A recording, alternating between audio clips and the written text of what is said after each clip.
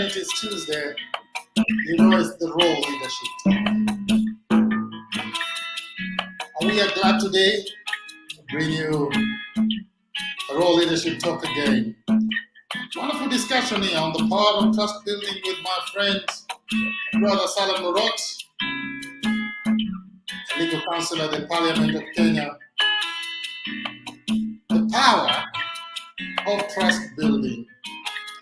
What's your take on this? I'd like to engage with you. You can comment whether you're watching us from YouTube or you're watching us via Facebook, my timeline, or on our page, the Africa Center for Public Speaking. We are glad that you could connect with us today. Where are you watching us from? Let us know. Wonderful time even as we listen to this instrumental of Let's Go Back Home.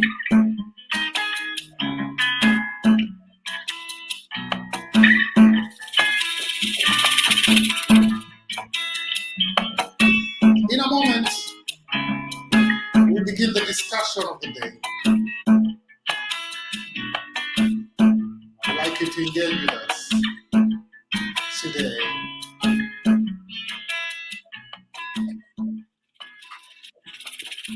Salem, how have you been, brother? I've been well, Coach. How is life? How is the Parliament of Kenya? We are doing well. At least for Parliament, they resumed business today after a 2-week recess. But everything is well. Yeah. Good. I'm also well on my side and continuing with this campaign for our trust building charity run.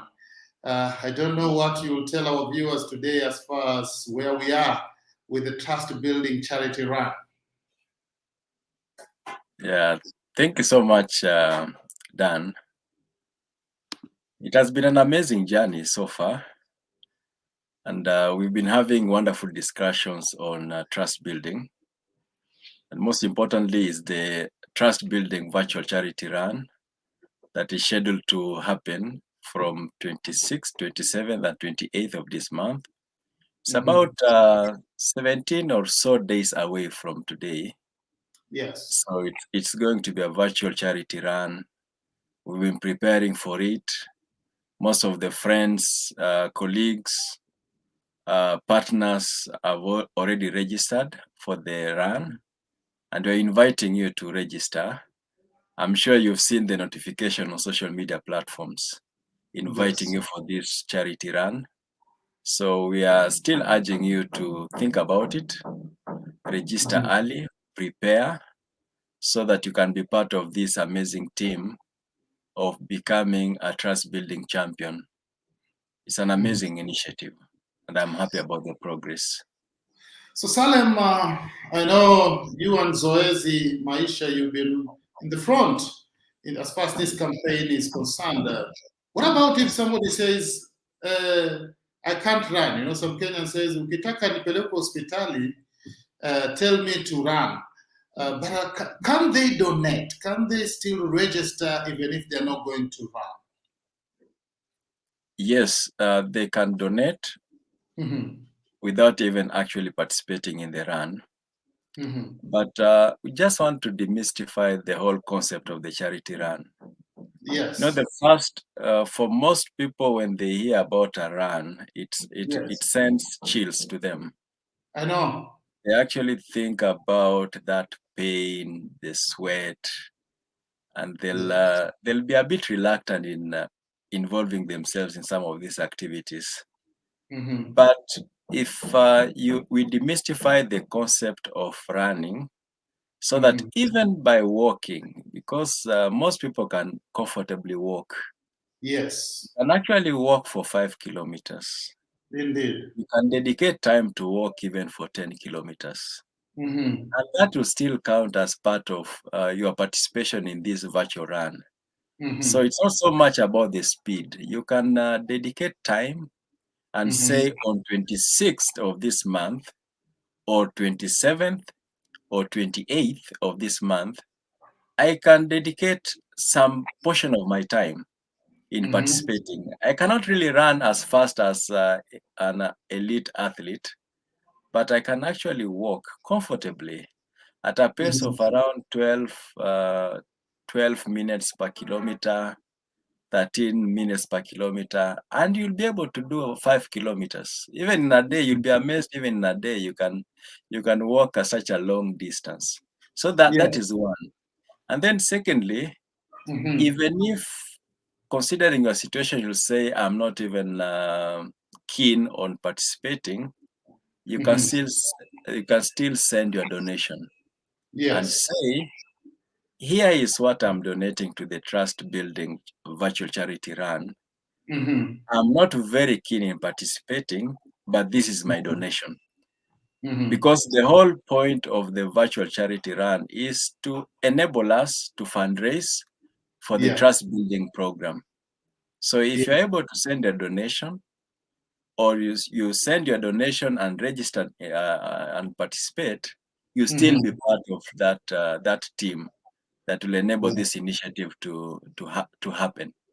So you can participate in various ways. You can physically run by registering, or you can actually send your donation through the paybill number that's on your screen, paybill number 891300 and account number 578.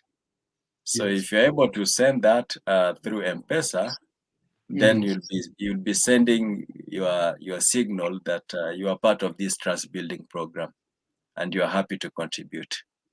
But maybe before we go further, I Yes. also want to demystify this concept about Yes. virtual charity run. Yes. And from the previous discussions, I think we have not clearly explained what it means. Because there are some people who still ask, what is this virtual charity run? How does it work? Yes. Basically, if you have your phone, or you have a watch and you are able to use any of the running apps, it can be Strava, it can be Nike, it can Yes. be Adidas. There are so many running apps out there. If you've downloaded those apps and they are running on your gadget, whether it's your phone or your watch, all that you need to do from wherever you are, you just start it. For instance, if you're using your phone and you're using a Strava app, Yes.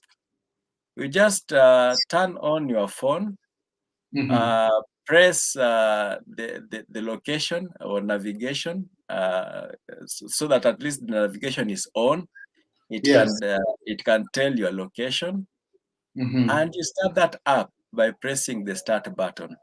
After Yes. that, you now begin moving. So if you are in Narok, you are in Eldoret, you are in Mombasa, you are out of the country, you'll be able to do that. And then once that is done, Yes. you'll be able to be ranked. And what the organizers have in mind is that in the Strava, because now that will be the The official official platform app that we're going to is have. gonna be Yes. used.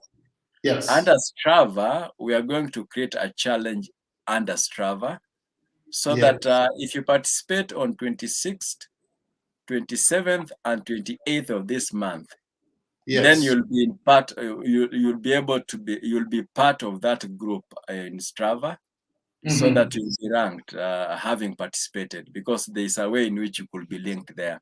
So the most important bit is for you to register first. And Yes. then if you have questions on the posters that have been shared, then you'll be able to ask questions as we proceed. But the most important bit is about registering. Register early, start training early. And then if you have any questions, Yes. there are numbers which have been placed on the poster. You can actually seek clarifications on that after Yes. you've registered. Yeah. Wonderful, wonderful. You have it right there that you may say, I may not be able to run. You can walk. you can walk. If you're not able to run, you can walk. And if you say, I'm not able to walk, then you can still participate by registering and say, look here, I'm not able to run, I'm not able to walk for whatever reasons that you have, but you say, I want to be part and parcel of the trust building program, and therefore I'm contributing towards the trust building charity run, virtual charity run. Whether you're going to walk or run, it's okay, but at least you have participated in kind by putting your donation right there. Paul Karaoke, Dr. Paul Karaoke say, excellent show, bro. I'm enjoying it. And I want to emphasize to you, Brother Paul, you can still walk from Durban, there in Durban. You can still walk in the beach leisurely, maybe for 5 kilometers, 10 kilometers, and still contribute to this. And that's going to be a wonderful thing. We're going to be back into this discussion, but Salem, what do you think about trust building, the element of the power of trust building, especially at a time like now in our country when the drums are already being beaten, the ethnic drums, the classic drums, the drums of divisions, we against them. What is your take on that aspect? And in the same line, I would like to hear today, was really democracy meant to really divide people the way it does in the world today? Yeah. Thank you. It's a difficult question. It's a difficult question, but I'll give it a try. From the previous discussions that you have had about trust building, Yes. we indicated that, and from the previous discussion that I've had with you, we Yes. indicated that we are bracing ourselves for next year's elections. Yes. And what is important, you cannot ignore this. What is important is about how we relate as communities, as persons in our nation. What is it that can enable us to have trust with each other? Yes. Something which is usually swept under the carpet, and we always deal with the symptoms.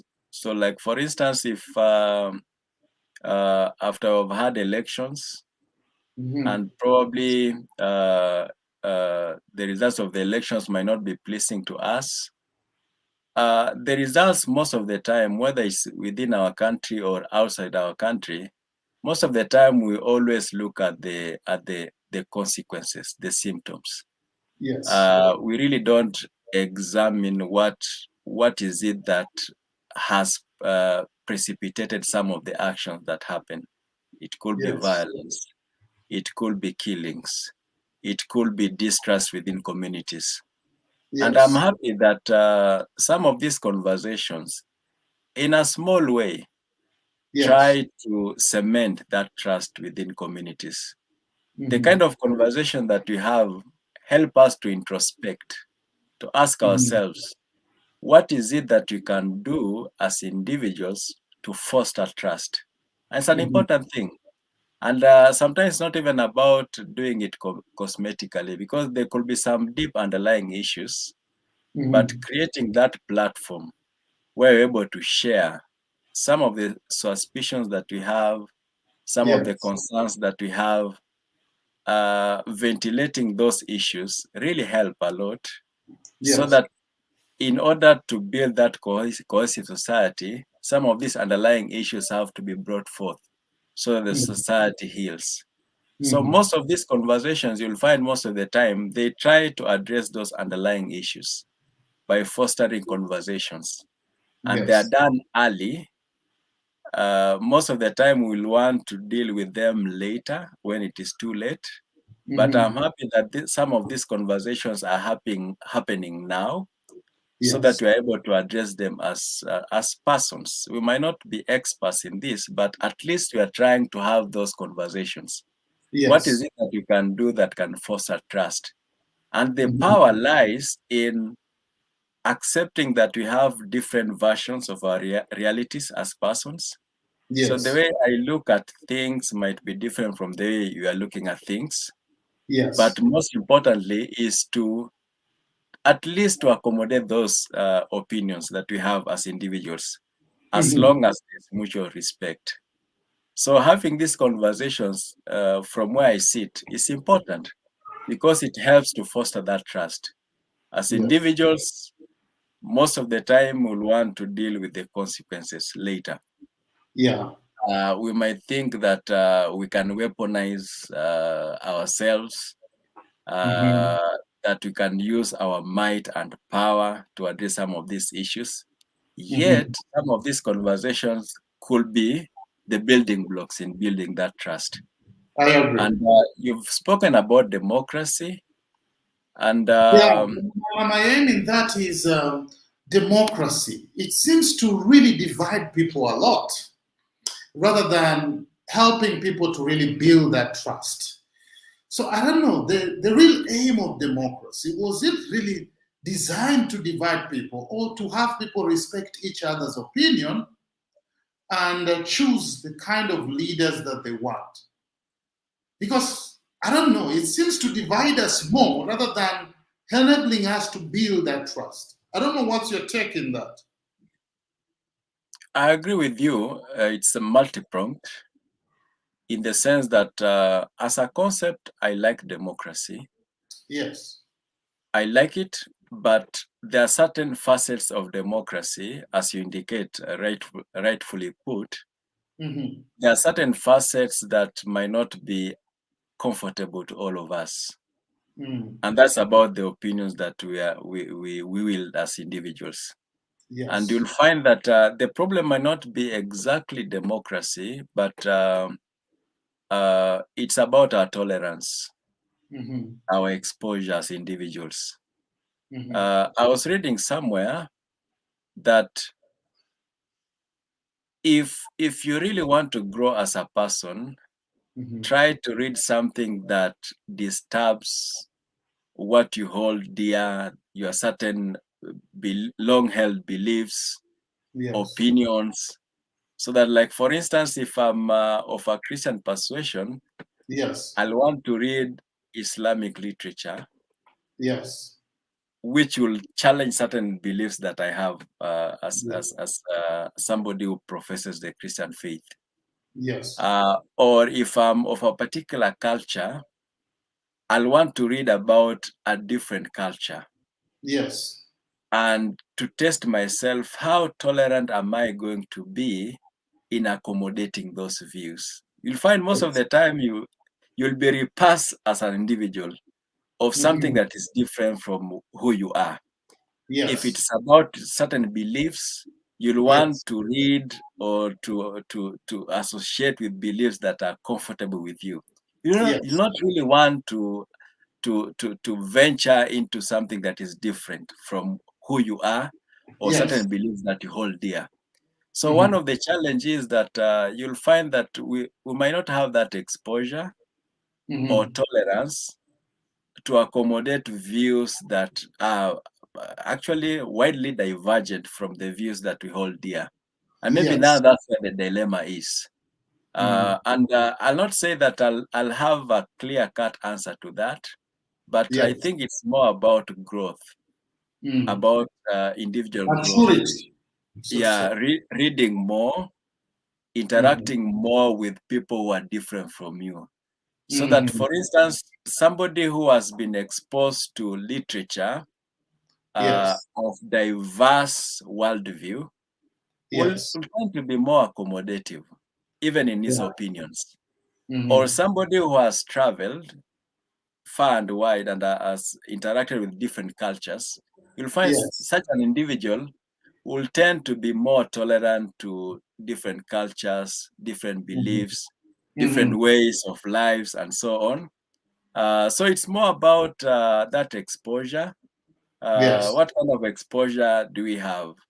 Um, uh, what kind of upbringing do we have, even within our limited territories?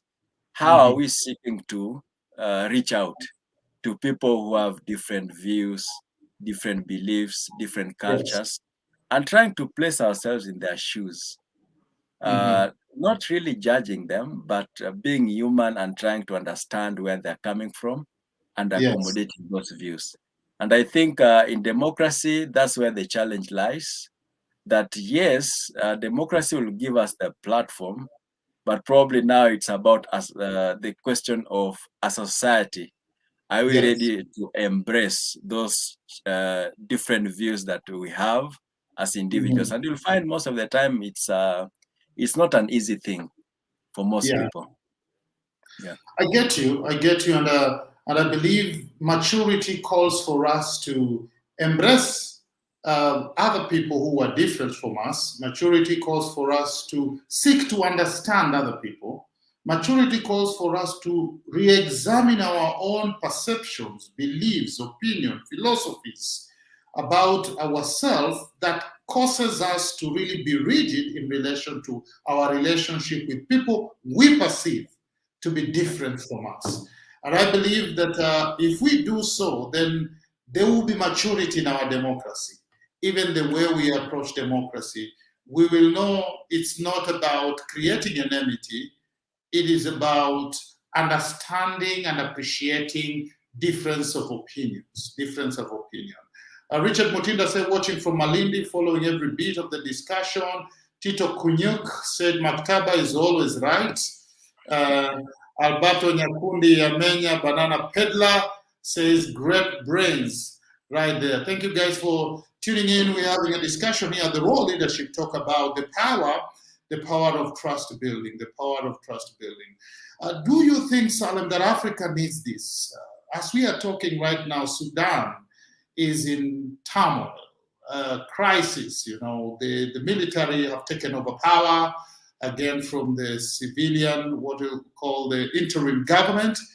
Ethiopia is in a crisis. Mali is in a dilemma. I mean, does Africa need this power of understanding each other and learning the art of building trust? Yes, absolutely. And if you examine most of the literature, even Mhm. by the Pan-African leaders, Yes, right from Kwame Nkrumah, for instance, yes, in one of his books, Africa Unite, is still making that rallying call that as Africans we need to unite. yes. And there have been a lot of many leaders who have spoken Mhm. about the need for unity in Yes. Africa. Mhm. But what is most important is that as Africans, I Yes. think the responsibility that lies upon us as Africans is Mhm. to embrace this concept Mhm. at the minutest level, Mhm. especially the ones who have been privileged with education, with Mhm. exposure. What is it that you are doing to educate your community about Yes. some of these concepts? You'll Yes. find that based on the position that you hold, you might have certain information that might help your neighbor. Yes. Sharing this information in those kinds of settings, whether it's in the village setting, whether it's in a seminar setting, is important. And you'll Mhm. find that we should not wait until things have run out of hand so that we try Mhm. to address them, or Yeah. we try to absolve ourselves of any responsibility and leaving it to our governments. The most Mhm. important thing is that as citizens, we are the building blocks of our nation. Mhm. So, what is important as citizens? We should Yeah. embrace these kinds of conversations, try to build trust, even at our professional levels. You'll find some of these biases and prejudices even cut across among professionals, unfortunately. Uh, Mhm. and it's a bit sad because you'll see somebody who has gone through the education system still holding some of these biases and prejudices. So Yes. the responsibility is upon us. Yes. Sometimes you might think that if somebody is not educated, then they're not grounded in terms of certain norms and cultures within society. but some of Yes. these perceptions might be incorrect. Because you'll find even amongst the educated people, I think we are the ones now who propagate some of these prejudices more. So what is Mhm. important is that at any level that we occupy, Yes. at every station that we occupy, we try to maintain the conversation and to build trust, and not to Mhm. think that there'll be this government or there'll be this machinery that is going to do the work for us. As individuals, we can do it in our own small way. Um, that's what I usually believe in, that as an individual, I can do something small to Mhm. contribute in building trust. I should not think that Yes. it's the role of the government, the role of the African Union, the role of Yes. the continent, and all that. I should look at it as at my individual level. What is it that I'm doing to Yes. build trust within my small setting, in Mhm. my family, in my community, in my nation? That's how I look at it. So it's an Mhm. important concept in Africa. Yeah, and I think that brings us to the conclusion of this show today. But we will not have done justice to this show if we don't talk about the continuing banning of schools. Is this an indiscipline issue, Salem, or you think there is a problem between uh, or lack of trust between the administration of schools, the teachers, and the students, hence this kind of crisis that are happening in our schools today? As we are talking, I think over 10 schools have been banned. I was being told about another school that the kids there, the students didn't ban the school, but they walked out and told the principal, don't call us, we will call you when we are going to come back to school. Is this an issue of indiscipline or lack of trust? Mhm. From the vantage position that you occupy, most of the time you'll find that as adults, we always try to prescribe a Mhm. particular conduct. We'll want to classify it as this or that. Mhm. And from our vantage positions, we'll want to give solutions to them. But Mhm. from where I sit, and I'm not an educationist, but from my own reading, from the educationist and those who are well versed, what I get is that there's a lot of violence. Yes. There's a lot of violence meted out to our children. Yes. Um, and the violence is not in the physical sense. Mhm. That if you look at our educational system, the structures that are in place, what I'm getting is that it is extremely violent to them. Mhm. And these are manifestations of that violence. Mhm. So, and most of the time we'll find if some of these manifestations are visible to us, we'll actually Yes. say it's in discipline. We really need now to descend upon these students.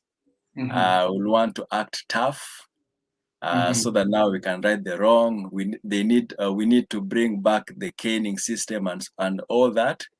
But for Mhm. me, I'm seeing this some kind of a disconnect Yes. in the conversation. From where I sit, I'm getting that, for instance, that there's some kind of double standards. Mhm. You'll find, for instance, that at the national level, in our leadership, even as parents, what you are manifesting to these children Yes. is actually what they are doing right now at the national Mhm. sphere. So it's a reflection even of our society. Yet you'll want to Yes. pretend to be hypocrites, that Yes. these children have to behave in a particular manner.